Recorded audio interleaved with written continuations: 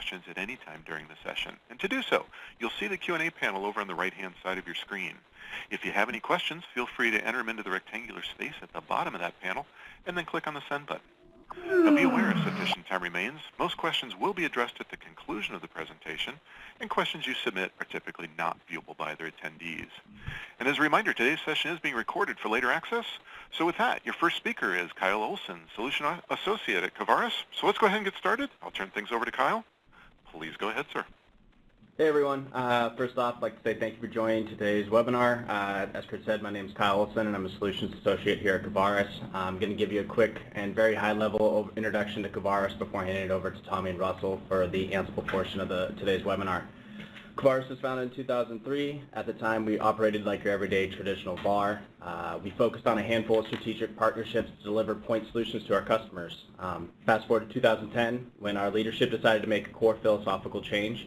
We really knew as a reseller that you were only good as the last box you sold. So as a result, our principals decided to make a heavy investment to our engineering team. We decided we needed to be able to deliver fully integrated solutions and focus more on business outcomes with our customers. While we continue to work with many of our technology partners at the reseller level, we now implement, support, and improve their offerings. As a company, infrastructure optimization is at the core of our business. We have extensive experience delivering public, private, and hybrid cloud environments, all while expanding the functionality of what's already in place. We do this by using tools such as ANSIBLE to enable human resources to do more quality work in less time. The end goal with the use of all these new technologies, along with other strategies like application refactoring and containerization, is to enable the business to solve tactical problems efficiently and improve the way we all work. As you can see, as we have brought on new resources and new strategic partnerships, we are held high in the community.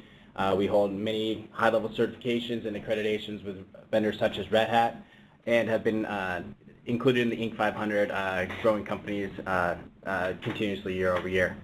So with that, I'll throw it over to Russell and Tommy to dive into the ANSIBLE portion of the presentation.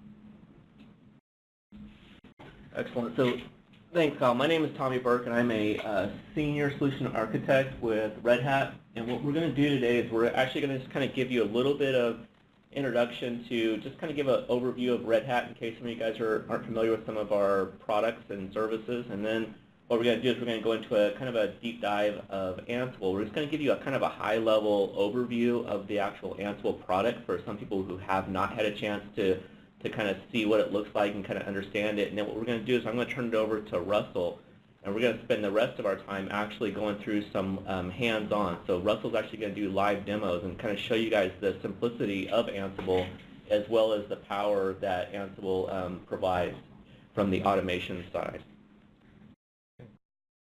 So in case some of you guys aren't familiar, Red Hat, we were founded in 1993. We are the #1 open source leader in the community.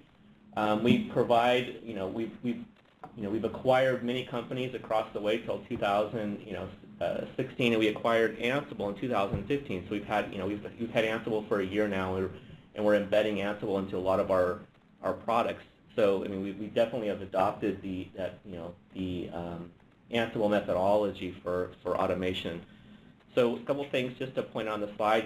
As you can see, Red Hat is growing. We're strong. We're 8,800 people across the U.S. and majority, like 90% of all Fortune 500 companies, they actually have a form of Red Hat products in there. So as you can see, though, Red Hat is no longer just a Linux company anymore. We've grown and adapted, and built our software portfolio to meet, customers and business needs. As you can see, we are traded on the S&P stock, Fortune 500. We've got 35, offices worldwide. So, and we're, in 85 countries. So we're growing, still rapidly growing. So as you can see, we've accomplished quite a bit in a short amount of time.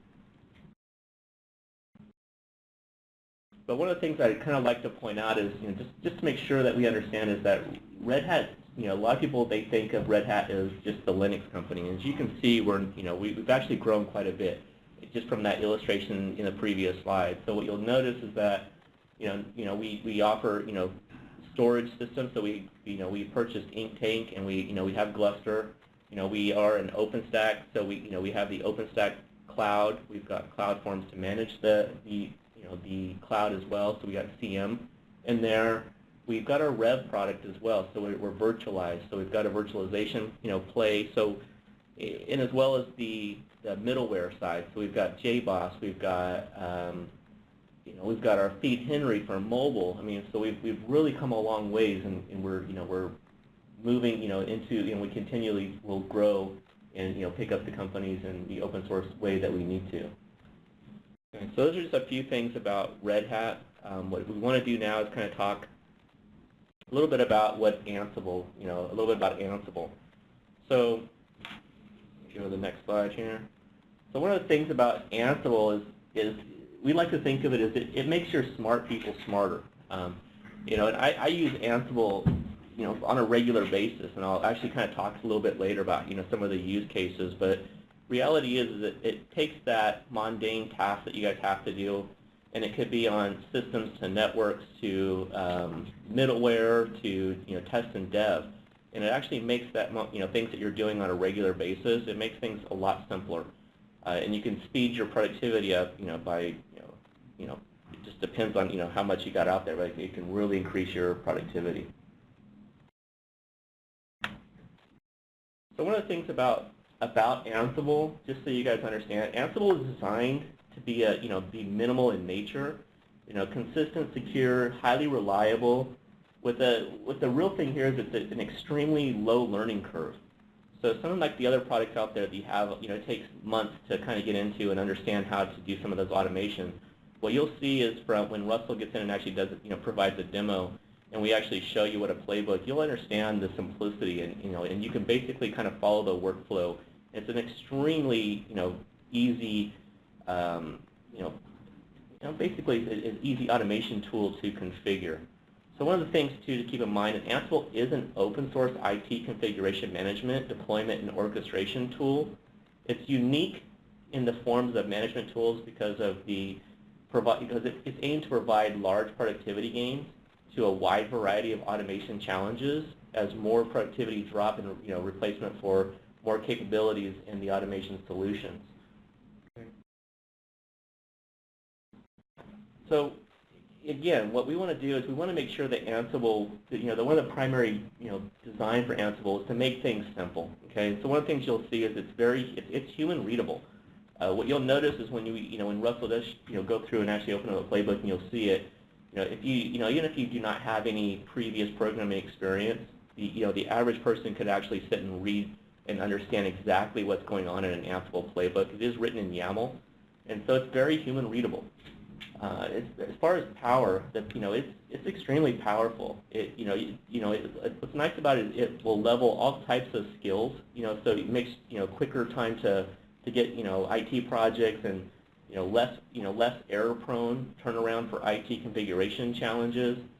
One of the things too is Ansible is an agentless tool that runs in a push model, so no software is required, and that's pretty powerful. It makes things very simple. So not only can I configure my servers, but now I can configure networks as well. So one of the things that it does use is Ansible is default manages remote machines over SSH, so for Linux and Unix, or WinRM for Windows. So you can configure Windows and Linux on this as well. So it uses a remote management framework that already exists natively on those platforms. So that's a pretty powerful statement. Okay. So just to kind of talk about how Ansible works. This is kind of the overall picture. And what I'm going to do is kind of dive into each one of these topics. So from like the Ansible playbooks to the users to inventories. So we're actually going to kind of dive into how Ansible works here so you guys can actually see it, and we'll talk through some of these. So like I was saying, Ansible forms automation orchestration via playbooks. So playbooks are a YAML definition of automation tasks that will describe how a particular piece of automation should be done. Okay, and what you'll notice is it's very simple. We use modules in there as well, and I'll talk about that here in a second. But it's very simple, language to write, code. Okay, so one of the things about, a module. So modules are written in a manner to allow an easy configuration of design state So they check the task of specific, needs that will need to be done, before executed. For example, if an Ansible task is defined to start a web server, configuration is only done if the web server, is not already started. And so what you'll notice in the modules, so in some of the other, some simple modules would be like an example would be like Yum. Yum would be another module. So in reality, there's already there's roughly 450 modules that already are pre-built and packaged in Ansible. So it's not as if you have to go out and create it. So a lot of them, they're already out there. They are written in Python, so they're already out there. But if you want to write your own module, you can go out and write it in whatever language that you would like, and they're fairly simple to do. So writing modules. So if you're already in there, you have a module, for example, for a storage array or something that doesn't exist, you can actually go out and write it. And if you're a Ruby person or C or whatever the case may be, you can actually go out and write that yourself. So it's pretty powerful.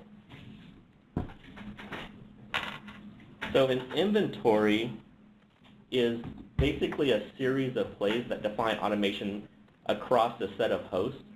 So, and that's what's known as an inventory. So each play consists of multiple tasks that can be targeted to one or many or all hosts. So for example, let's say that you've got your, in this example we're showing here is web servers and database servers. So in inventory, you can actually break it up, and you can actually say, hey, I only want to call a playbook and have the modules work on web. And I could have hundreds or thousands of web servers in there, as well as I could have hundreds of thousands of database servers, and they'll only go out and then update. Maybe we want to make sure we update the latest Apache on those web servers, so you can run a playbook to go out and just check to make sure that all of those Apache boxes are at the latest. And what it'll do is it'll actually go through and run that and look and see if it's at the latest. And if it is, it'll just continue on to the next one. If not, it'll go ahead and update it and then give you a message back. So it's pretty powerful in that perspective. So one of the things too is Ansible capable of deploying workloads to a variety of public and on-premise cloud environments, including, but not limited to like Amazon Web Services, Microsoft Azure, Rackspace, Google Compute Engine, and local infrastructures like VMware, OpenStack, or CloudStack. These are just a few just a few of the examples out there, but we do have all the APIs, so it's all built in, it's ready to go. So, if you can, run Ansible and talk to your, on-premise, off-premise, if you got if you got a hybrid cloud in there. You can work across all of these, and it's pretty simple and powerful engine that will allow you to get a lot of stuff done. So one of the things too that that's Ansible. And again, I know that's what we're going to do is we're actually going to show this to you. So we're going to keep in this kind of high level from a PowerPoint perspective, because we really want to spend some time actually getting into the actual technology. But one of the things too is that Ansible has another tool called Tower. Okay, so one of the things that Tower does is Tower is kind of think of it kind of like the NOC for your Ansible deployment. So in other words, you can actually have a UI that can go out and control and automate and delegate other automation. So basically our Ansible Tower is built on top of Ansible to bring secure credential storage, built-in delegation and job customization, role-based access control, centralized logging, auditing. Tower includes both a web-based console for end users, as well as a fully REST API for embedding Ansible Tower into your existing tools and workflows. So it's a really powerful engine, and that allows you, has a nice UI that Russell again will show you guys here in a few minutes. So this is kind of a look of what Tower has here. So as you can see from the the enterprise perspective, it's going to give you the number of hosts that you have that you're connecting to. It talks about the number of jobs. It talks about the number of projects, and it shows you. What's nice is it'll actually show you the statistics on it. So what you'll notice in like the green line, red line, basically is a pass-fail. So in other words, hey, how many times has this job ran and did it complete successfully? and it can go up and down and show you all that information. And you can drill into these as well, and you can actually run reports against your jobs.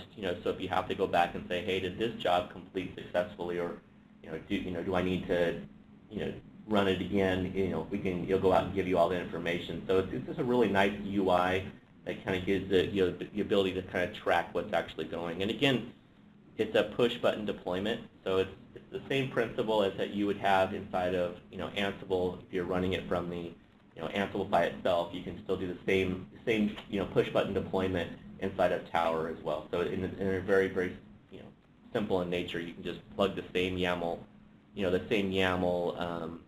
code into your Tower and run everything there. It's very simple.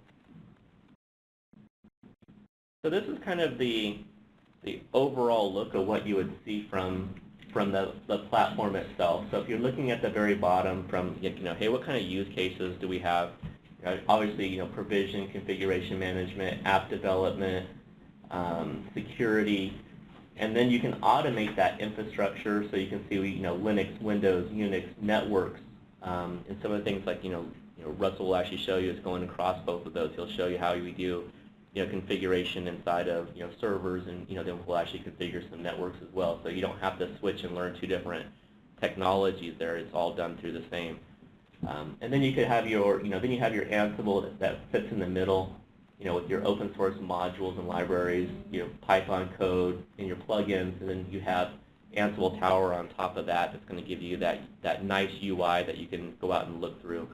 And then, of course, the UI is going to do what it's going to call playbooks that are written by the admin, and so that they can go out there and run these to help automate their processes. So some of the things to think about from a so in case you're kind of thinking, hey, what kind of use case could I use Ansible for?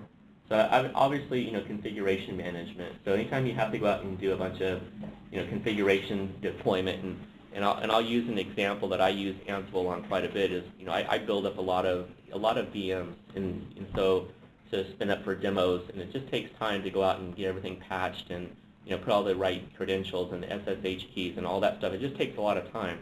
And if you think about it, if you're doing it on a regular basis, how much time do you spend building up that, and how much time does it take to walk through all that manually?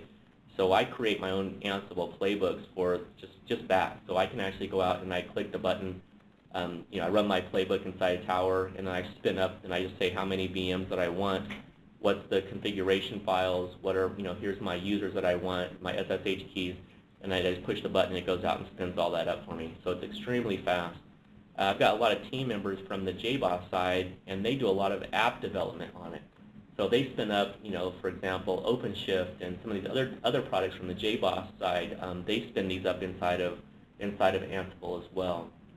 As far as provisioning goes, you can go out and you can set up Pixie boot configuration and spin all these boxes up. So there's a lot of functionality inside of Ansible if you just kind of think about it. And as far as the orchestration side and security and compliance, and you have to have all these different security compliance rules that have to go into your production environment. And it's nice to know that once you select that and you push the button, that all those boxes that you deploy to are going to have that same compliance and security regulations across this. Not that, hey, I accidentally forgot one or missed one when you're dealing in large environments. So it's just a very nice tool. So these are just a handful of use cases. I'm sure we can go into a lot more. So one of the things too is just kind of wanted to point out here is that if you go out to GitHub, and you'll notice that we've got 17,000 plus stuff, information out there on GitHub. There's over 2,000 contributors. We have over 450 modules that ships inside of Ansible. There's all kinds of resources out there. So what we're trying to basically say is that there's a lot of people that are using it. There's a lot of help out there as well. You can always hit some of these GitHubs, and you'll notice there's tons of stuff in there for people who are interested in contributing or have questions or anything. And there's over like 250,000 downloads a month. So you can see people are definitely taking advantage of it and grabbing Ansible. So some of the things just to I kind of wanted to point out as far as what the modules look like. So as you can see, it actually ships inside the dock. So when you install Ansible, you can go into the the module index, and these are just a few of the examples. So I just wanted to kind of illustrate how powerful and how many modules are already embedded in the actual product itself. And as we continue to, we've only had it for a year, and I think when we first acquired, we were right around 200 and some modules, and now we're at 450 modules in about a year's time. So you can see that we're doubling, and as we continue to grow and we'll just continue to build the modules into our product. So one of the things that I just kind of wanted to stop here and give you guys some information. So what we like to do is go out and try it for free. That's the whole the whole thing. Go out and give it a try. Here's ansible.com/tower-trial. Go out and download it, and you can it takes about literally a minute, maybe 2 minutes, and you'll get an email back, and you can actually go out and you just have to register for username, a name, password, or name, and an email address, and they will send you the tower, and you can actually go out and manage some of your small environments and just kind of get a look at it and see the power of what Ansible has to do in your environment. And I think once you guys get a chance to go out and look at it, you'll find many uses and use cases out there that'll fit your business needs. So at this point, what I'd like to do is actually turn this over to Russell and have Russell kind of go through this with you guys and actually see, it's easy for me to sit here and tell you how easy it is and all that, but one of the things I think is kind of the proof is in the pudding, right? So one of the things that Russell's going to do is kind of walk you guys through and actually get your see what this looks like. So I'm going to pass this over to Russell. Thank you, Tommy. Good morning, everybody. My name is Russell Pope. I'm the Director of Solutions Engineering here at Kovarus. Today I'm going to go through some cool stuff with Ansible, show you some basic playbooks, and then show you what Tower looks like and how we use it internally at Kovarus. So first things first, this is an example of a playbook. You can see that it's written, as mentioned before, it's written in YAML, which is basically a very simple looking file format here.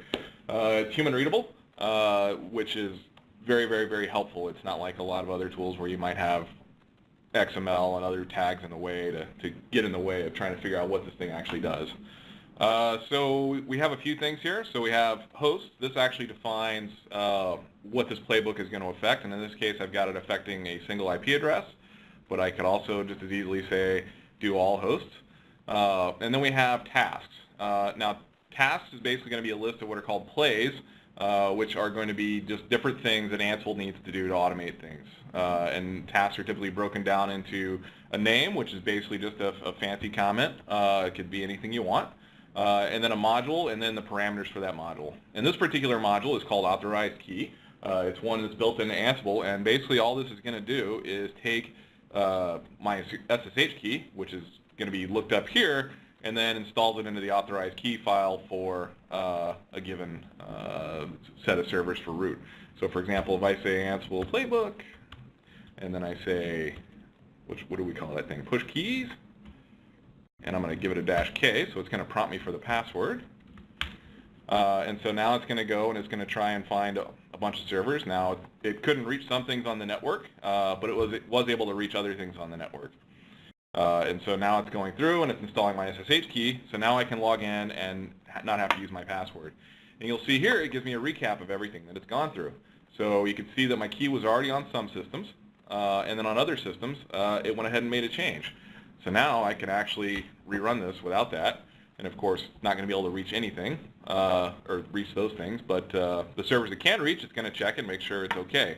One of the great things about Ansible is it's idempotent. That means I could run this playbook a bajillion times and it's always going to give me the same result no matter what.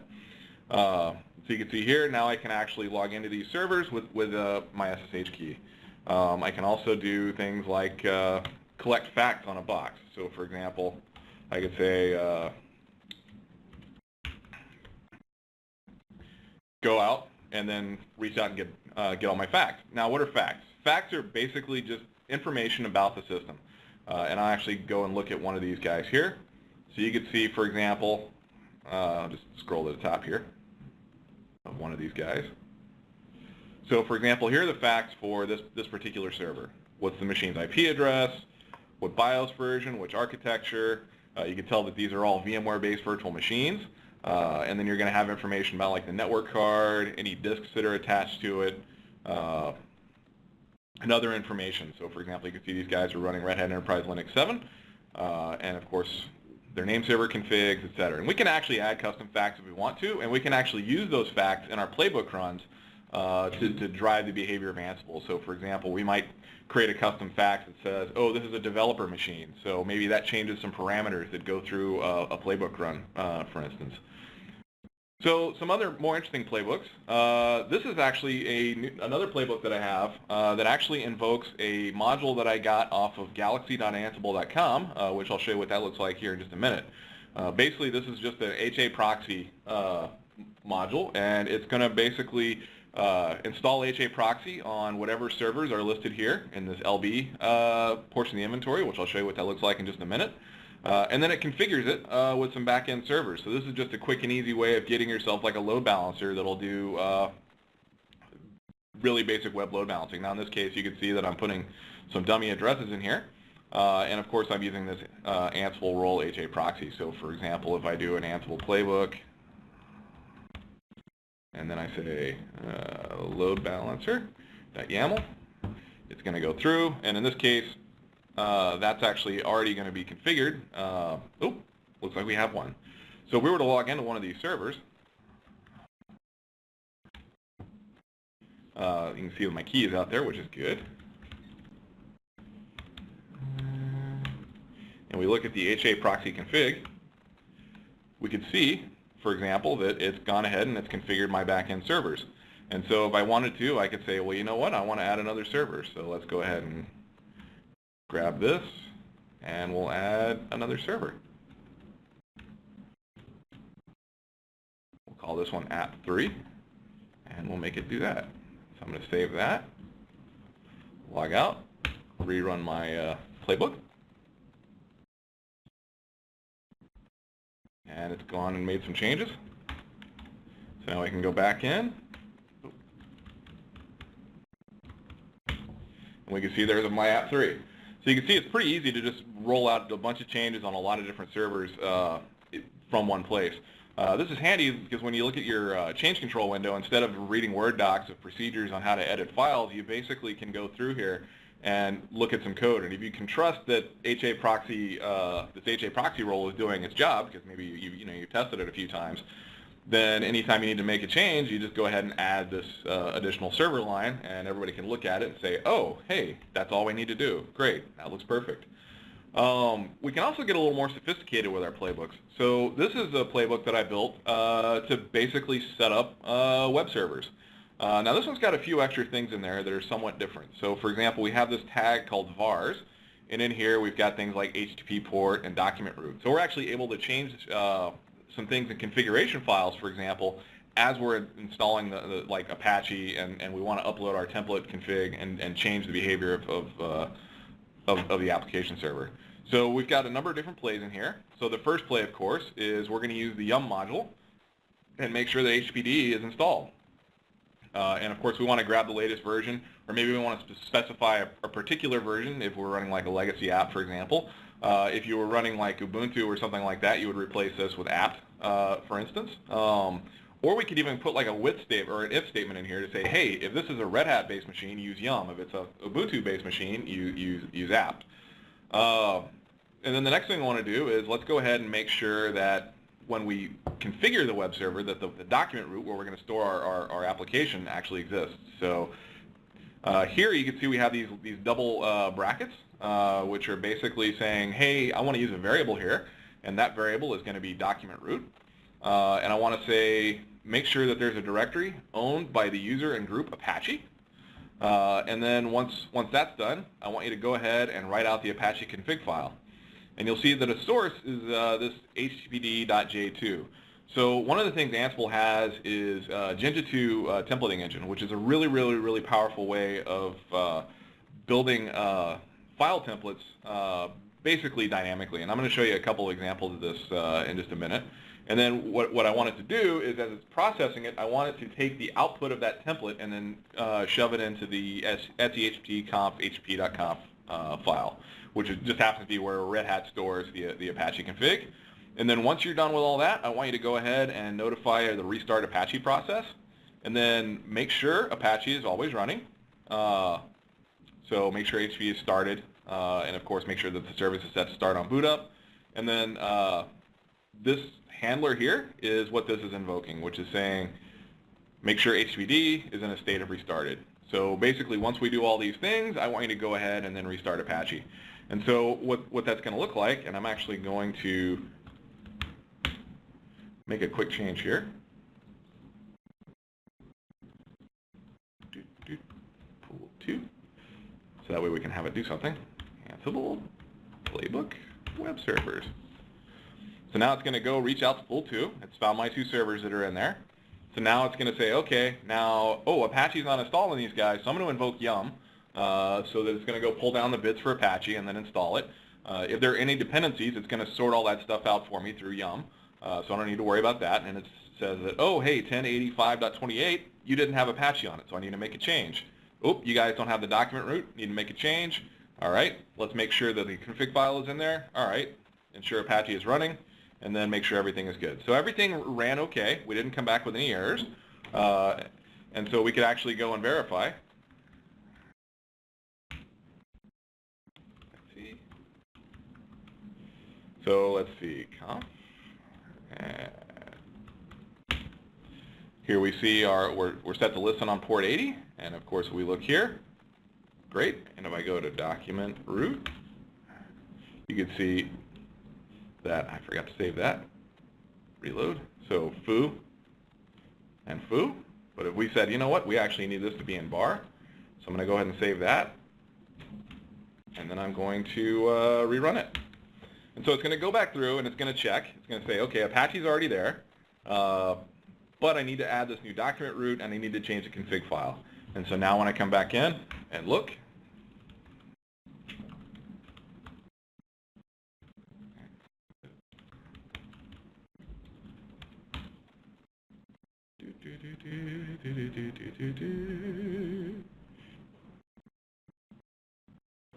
my document root has changed to var www.bar/bar. So how am I doing that? So I'm actually doing that through what I mentioned earlier, the Jinja template. And this is an example of a Jinja template. It's basically the format of my Apache config file in this case, except just like in the Ansible playbook, I do these open curly braces and then the name of a variable. And I'm going to actually break this out so that you can see side by side. So you'll see here we have, oops, sorry about that. Let me squash this over here. There we go. So you can see I have HTTP port, HTTP port, document root, document root. And so basically I could actually go in and add variables for anything that I happen to be interested in changing a config parameter for. You could even do it in comments. So I could do, for example, this comment is cool, and then come over here and define this comment is cool. Oop, can't type this morning. Blah. And so what's going to happen is when it goes back through and it processes that, it's actually going to have this in a comment there. So you can add variables for any of these tags that you want to in your config files. And you can do this for pretty much any config file that's in plain text. Some other interesting things you could do with Jinja templates is I actually have a example of one that I did for Nexus switch configs. So if I say Ansible playbook, ooh, can't type today. So this is actually going to invoke it and then basically build me a bunch of Cisco switch configs that I can now push out to some devices. So you can see here I have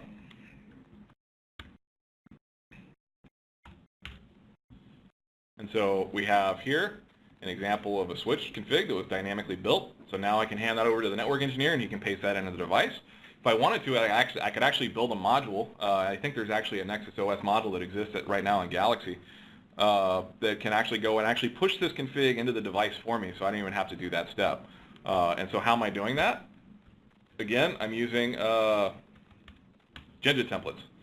So you can see here that basically I took a network config and then I turned in a bunch of stuff into variables. So for example, I might have a variable file somewhere that stores a list of my routes. So for route in routes, I want you to punch in the route command.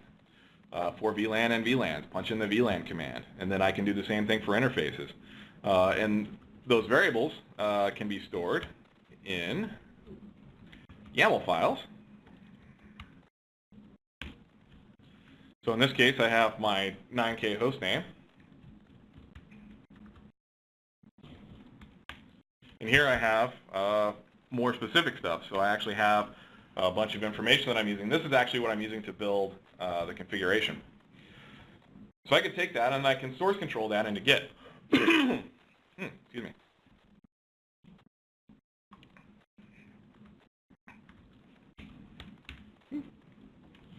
So those are some basic things you could do. There's a vSphere playbook that can actually go out and potentially build virtual machines. And you can actually chain these things if you wanted to. One of the things that I'd like to show you, though, now is Tower. So this is Ansible Tower. I don't need to save my password in my demo environment here. Come on. So here's the Tower landing page. So you can see here I have my job status, number of hosts, etc. So this is a relatively small environment as we've been building this up over the last few days. And you can see that we've got a report of like playbooks that have successfully run, failed to run, etc. So we can go to projects, and I'm actually going to create a new project here. My fancy project 2. Description, this is my fancy project. Now, one of the great things about Tower is you can actually plug it directly into your source control management. So for example, what I'd rather do instead of just maintaining text files and zip files and dated things like that, I like to stick everything into like source control. So in this case, I'm actually going to use Git, and I'm going to cheat a little bit here and copy and paste in my Git URL because that's the way the demo gods work. And then we can actually support different branches. So you can have like a live branch, maybe a dev branch, etc., different projects for different functions, etc. And then if you need to, you can actually upload your SSH keys or other credentials to access it. So if you've got like a private repo, you can certainly do that. I'm going to go ahead and save that. So now I have this project, my fancy project 2. And what's going to happen is eventually it's going to reach out and it's going to go grab my my playbook. So I'm actually going to go grab this one that already exists because, like any good cook, we like to keep a ready-made roast in the other oven. So this is actually going to reach out to Git and do a refresh. And this is something that it's going to do periodically every 24 hours or whatever interval you want to specify, so that your source control is basically the source of truth for how your environment should be configured. So you can see that it hasn't found anything major that it needs to deal with. So now we can go to inventories, and then we can actually see, for example, I've got my inventory, which is going to have a few servers in there. So I've got my one server in there, and I can add more. We can import stuff from your vCenter inventory or AWS footprint or any other supported cloud platform.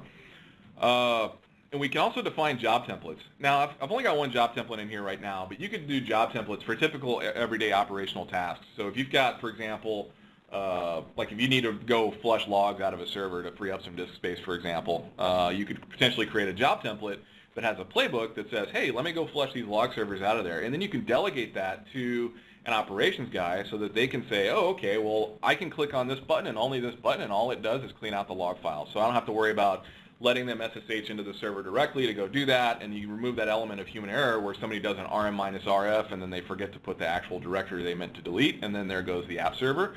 But you know, if you're lucky, you would have built that thing with Ansible anyway, so now you can just go rerun your playbook and it'll rebuild your app server. So I'm going to go pop this job template up, and you can see here we can define things like, what does this job template affect? What project is it for? How do I get into the box? You can either store credentials or you can have it prompt you for credentials.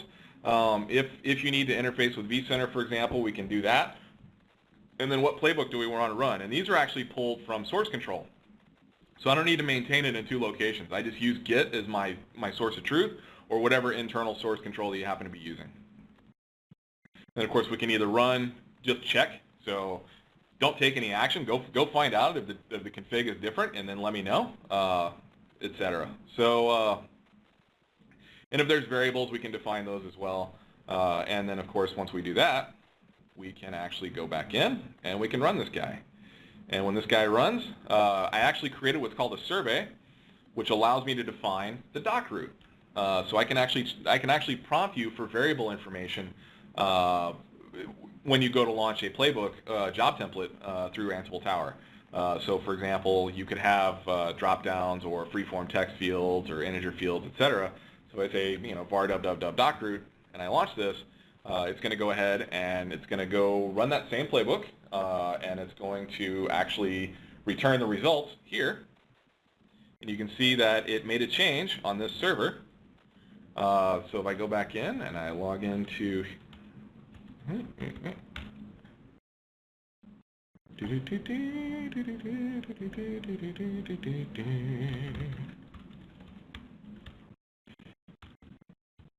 let's see. So you can see here, doc route is var doc route. And if I went back in and I made a change, so if I said, you know what, I didn't like that, I actually want to make that yay Ansible, it's going to go back through and it's going to make that change. And of course, it's going to make sure that that directory exists and all the other things that we would expect. And of course, if it can't do that, it's actually going to surface an error to me in a big red box and say, oh, can't do that. So I see that it changed 3 things. And of course, if I come in here, yay Ansible, yay! Everything worked just the way we'd expected. And then of course, we have a history of all the jobs that we've run. So you can see that we've got a couple that have fallen over and died from failed science experiments and a couple that have worked. So that's Ansible Tower in a nutshell. I think the last thing I want to touch on is Ansible Galaxy. So one of the great things about Ansible is there's a huge community around this thing, and it's really easy to get started. So we can go through here and we could say, let's browse some existing roles. And look, there's a MySQL role, there's an Nginx role. If there's anything you need, there's likely a role for it. And you can click on these things, and then you can see here that I can actually install these through a command line. So let me drop back here. And now I'm using Benojoy's NTP role. And so now I can dig in and start to understand how that actually works. You can actually go to their GitHub repo, and you can actually see the source code.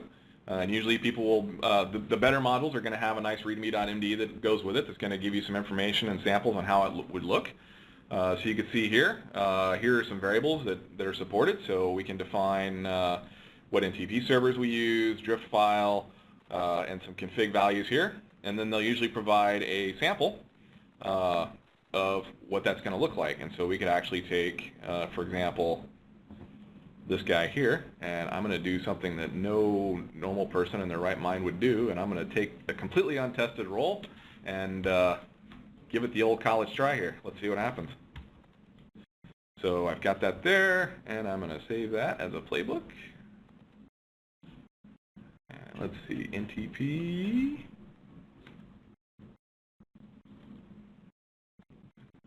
Who doesn't love living on the edge, right? Oop. Let's see. And as expected, I probably have a space in there. Post all, roll, NTP. Let's give that a shot. Save that. Dude. And oh, that's because I don't have it in the. Sorry. My fault. It's because I'm using a virtual env that doesn't have that in there. So that's what I get for trying to do a demo and off the seat of my pants. But anyway, we can go through. You can see, like, typically roles with a lot of stars tend to have a lot of folks that are using that. That's basically putting a star on something in GitHub is basically the same thing as endorsing it. And you can see that we have a lot of different watched roles. You can fork these things. You can build your own. They're not difficult to build typically. So for example, here you can see we have a template. So just like I was showing you before, a Jinja template. Somebody just, in a lot of cases, roles are just a handful of templates and plays that somebody has slapped together that they're using internally. So that's kind of the dime tour of Ansible in a nutshell. One thing I'd like to do is invite folks to reach out to us, and we can actually show you this as well as some other things in our Kovarus Proven Solution Center, integrated in with like Red Hat Enterprise Virtualization, OpenStack Platform, Cloud Forms, etc., as well as doing some more sophisticated things with ANSIBLE. So I think with that, I'd like to see if we have any questions.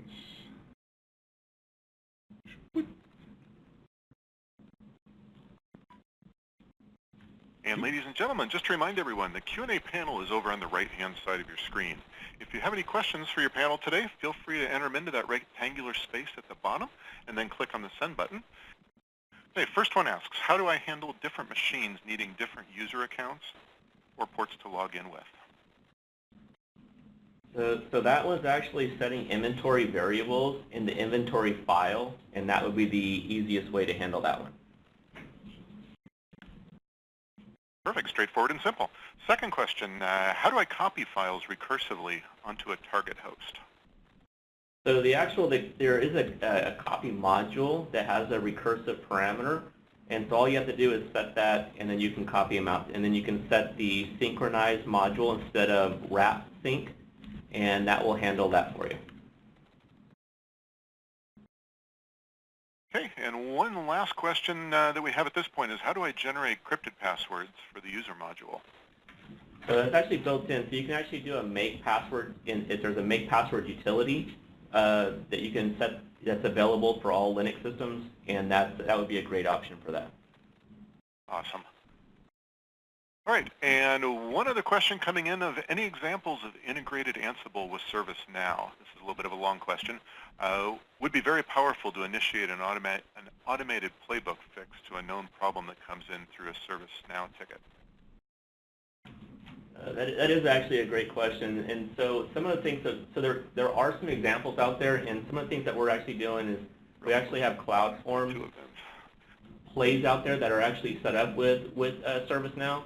And so we could, if there's any information on that, I could actually send that to you guys on that. But there is actually, we actually have it set up to work inside of Cloud Forms with ServiceNow. So we do have Ansible plays that you can actually integrate into it. Great, and that is all the questions we have in at this point. So we'll wait and see if anything else comes in. Again, if you have questions, that Q&A panel is over on the right-hand side. But if we have no more, Russell and Tommy, any last words that you'd like to throw out there for our attendees today? Oh, thank you for attending. Thanks all. I appreciate your time. I guess we'll give you back 8 minutes of your lives. There you go. All right, then we do have a couple of comments coming in that just are thanking you with that very helpful overview. So with that, ladies and gentlemen, this does conclude your session for today. On behalf of all your panelists, I'd like to once again thank everyone for joining and hope you found it informative. And at this time, you may now disconnect and enjoy the rest of your day.